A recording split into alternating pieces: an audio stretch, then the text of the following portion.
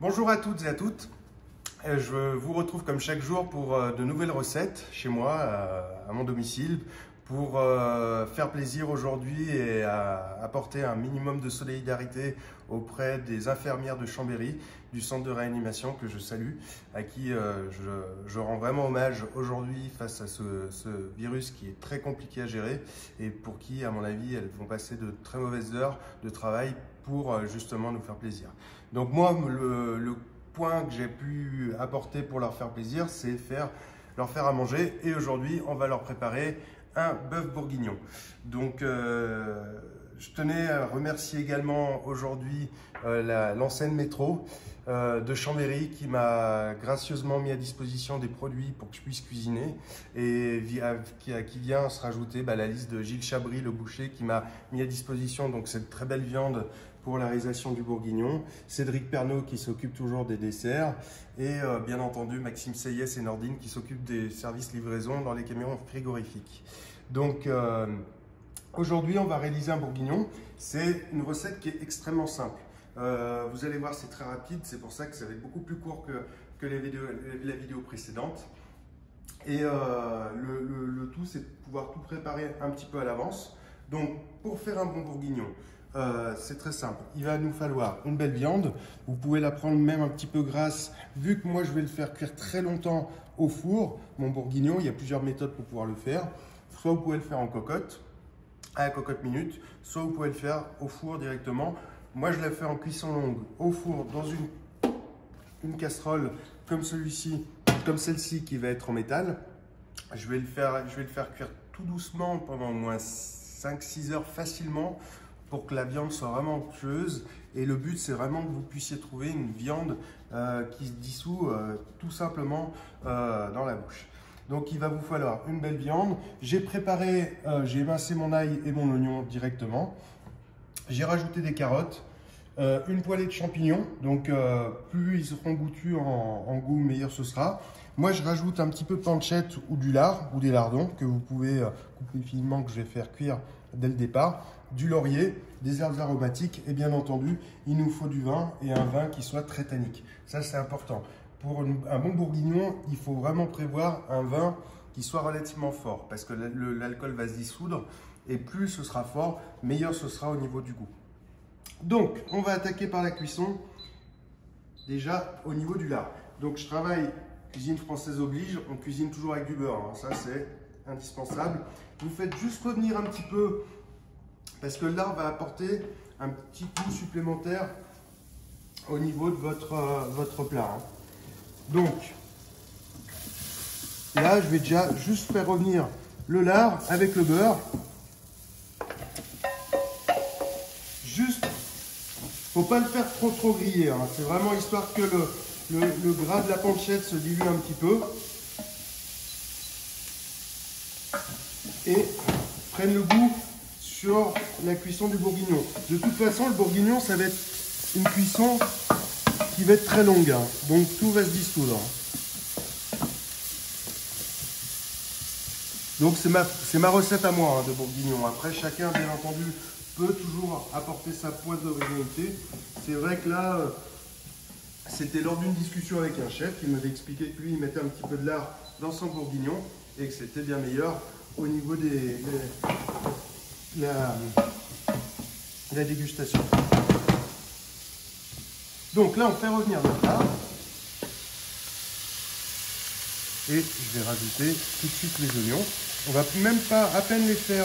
Alors beaucoup d'oignons. Alors d'habitude, ça dépend, c'est pareil. Autant on peut travailler différents types d'oignons. Moi, j'ai l'habitude aussi de mettre des oignons grelots. Ils sont très bons, les petits oignons grelots. Vous les mettez directement à l'intérieur et ce sera aussi bon. Pour qu'ils soient légèrement caramélisés lors de la cuisson.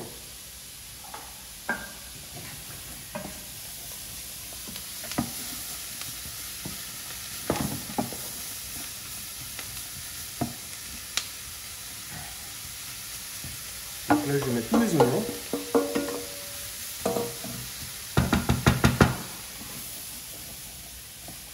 Et histoire de libérer un peu les sucs du lard.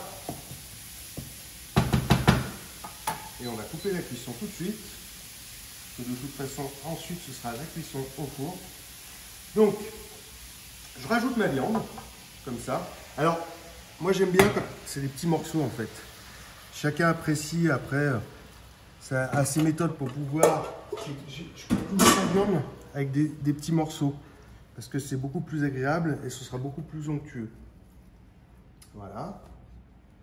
Je rajoute mes carottes. Et mes champignons. Et je fais un lit de champignons par-dessus.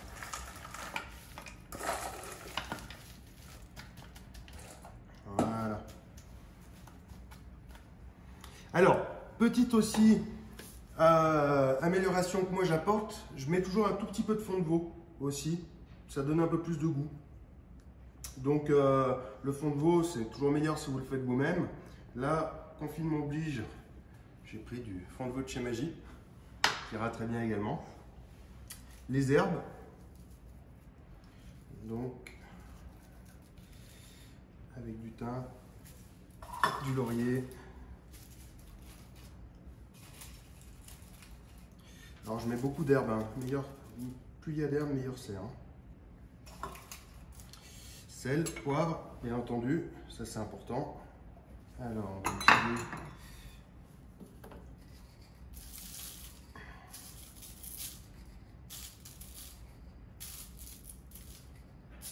voilà. Le poivre. Il n'y a rien de plus simple, hein. C'est vraiment une recette qui est vraiment extrêmement simple, le bourguignon, hein, dans cette casserole. Alors, aussi, vous pouvez utiliser, si vous n'avez pas ce type de plat, et on peut également faire un bourguignon dans un tagine. Donc, c'est une petite astuce et ce sera encore meilleur. Parce que le tagine vraiment permet une diffusion des chaleurs qui est extraordinaire au niveau de la cuisson. Et là, je rajoute un tout petit peu de vinaigre balsamique par-dessus ma préparation avant d'intégrer mon vin.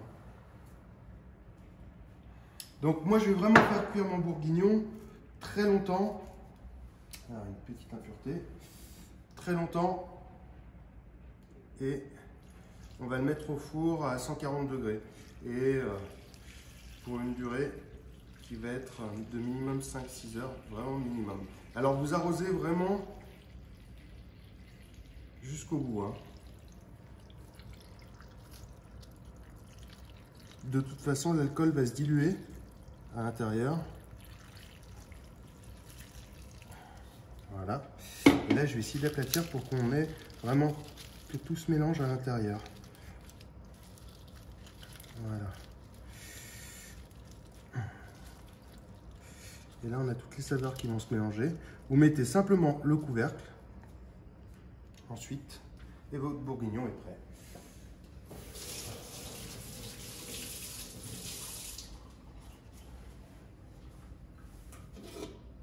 Donc vous couvrez directement et vous mettez après à chaleur tournante à 140 degrés au four durant 6 heures.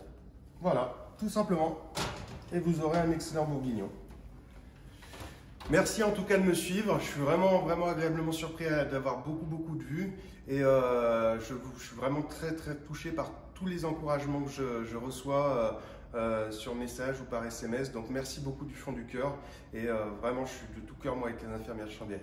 Je vous dis à demain. Allez, bonne journée. Au revoir.